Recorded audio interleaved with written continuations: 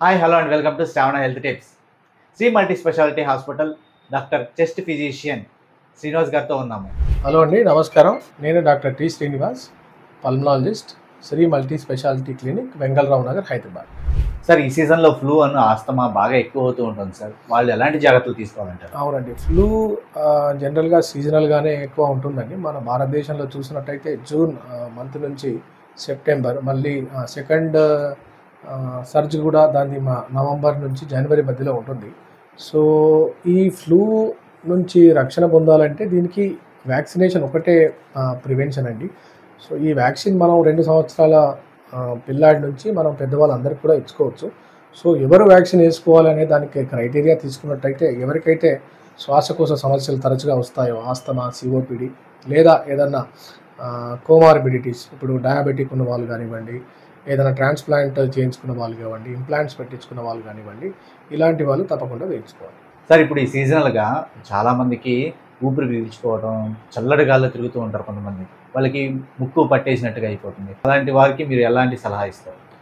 Yes, అంటే ఈ శ్వాసకోశను మనం విభజించుకున్నట్టయితే ఇది 2 విధాలుగా ఉంటుందండి. Upper respiratory, lower respiratory. So వాతావరణంలో మార్పులు వచ్చినప్పుడు మనం సహజంగా మన బాడీ రియాక్ట్ అవుతుంది. సో అప్పర్ రెస్పిరేటరీలో మనం కామన్గా చూసినట్టయితే సైనస్ ఇష్యూస్, అలర్జిక్ రైనైటిస్, అంటే ఉదయాన్నే లేవగానే తుమ్ములు రావడం, ఊడ్చినప్పుడు, వంట చేస్తున్నప్పుడు తరచుగా రిపీటెడ్గా తుమ్ములు రావడం. సో ఇలాంటివన్నీ కూడా అప్పర్ రెస్పిరేటరీ సిమ్టమ్స్ అని చెప్పుకోవచ్చు అండి. లోవర్ రెస్పిరేటరీ చూసినట్టయితే మీరు నడుస్తున్నప్పుడు ఆయాసం, లేదా ఆయాసంతో కూడుకున్న పిల్లికూతలు, ఇలాంటి లక్షణాలు కనబడితే అది లోయర్ రెస్పిరేటరీకి సంబంధించింది. సో ఇవి రెండులో మనకి ఏది ఉందనేది తెలుసుకోవాలంటే మనం దగ్గర ఉన్నటువంటి ఒక వైద్యుని సంప్రదించడం మంచిది.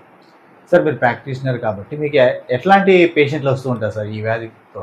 నేను కామన్గా చూసినట్టయితే నా బ్రాంచ్కి సంబంధించిన కేసెస్ ఎక్కువ చూస్తానండి. అంటే పల్మనాలజీ, శ్వాసకోశకు సంబంధించిన ఇవి. సో అందులో ఆస్తమా, సిఓపిడి లేదా ఐఎల్డీస్, ఈ లంగ్కి సంబంధించిన క్యాన్సర్స్, నిద్రలో వచ్చేటువంటి సమస్యలు, ఓఎస్ఏ లాంటివి మేము ఎక్కువగా చూసేటువంటి పేషెంట్స్. సార్, ఇప్పుడు పొగ తాగే వాళ్ళకి కూడా శ్వాసకోశ వ్యాధులు బాగా వస్తూ ఉంటాయి అంటారు, నిజమేనా సార్? అవునండి, పొగ తాగే వాళ్ళకే వస్తుంది అని చెప్పడానికి లేదు. ప్రతి పొగ తాగే వాడికి సిఓపిడి వస్తుందని చెప్పలేదండి. ప్రతి సిఓపిడి కేసు పొగ తాగడం వల్ల వచ్చిందని చెప్పడం కూడా ఉత్తమం కాదు.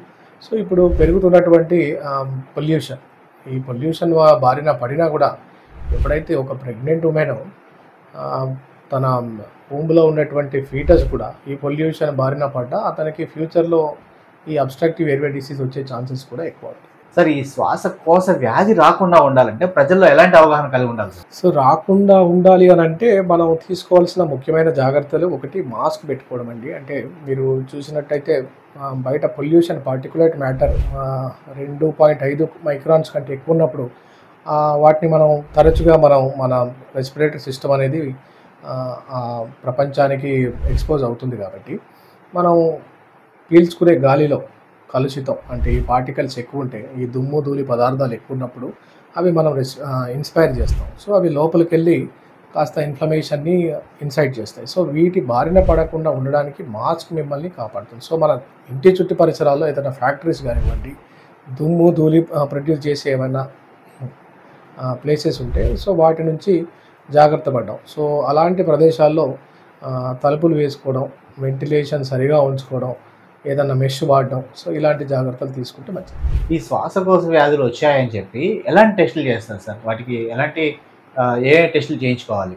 సో టెస్టులు అంటే అండి, ముందుగా మన లక్షణాలు చూడాలి. ఆయనకి ఆయాసంతో ఇబ్బంది పడుతున్నాడా, దగ్గుందా, దగ్గుతో తెవడొస్తుందా, సో ఏమైనా పిల్లికూతలు ఉన్నాయా, ఈ లక్షణాలను చూసి బేసిక్గా అయితే మనం ఒక ఎక్స్రే స్క్రీన్ చేస్తామండి. ఎక్స్రేలో ఏదైనా మనకు అబ్నార్మాలిటీ అనిపించినప్పుడు వాళ్ళను ఒక స్పైరోమీటర్, అంటే pulmonary function test, lung functions ఎట్లా ఉన్నాయో తెలుసుకోవడానికి ఒక స్పైరోమీటర్ ద్వారా దాని ఫంక్షన్ని తెలుసుకుంటాం. సో అందులో ఏదైనా మనకు అబ్నార్మాలిటీ కనిపిస్తే దానికి సరిపడా సంబంధించిన మందుల్ని కూడా వాళ్ళకి ప్రిస్క్రైబ్ చేయడం జరుగుతుంది. ఈ శ్వాసకోశ వ్యాధి అనేది ఎన్ని సంవత్సరాలు ఉంటుంది సార్? దీర్ఘకాలం వ్యాధి అంటారు, నిజమేనా సార్ అది? సో దీర్ఘకాలము అంటేనే ఇంకా దానికి లాంగ్ స్టాండింగ్ క్రానిక్ అని, ఇంకా దానికి ఒక స్పాన్ అనేది ఏమి ఉండదండి.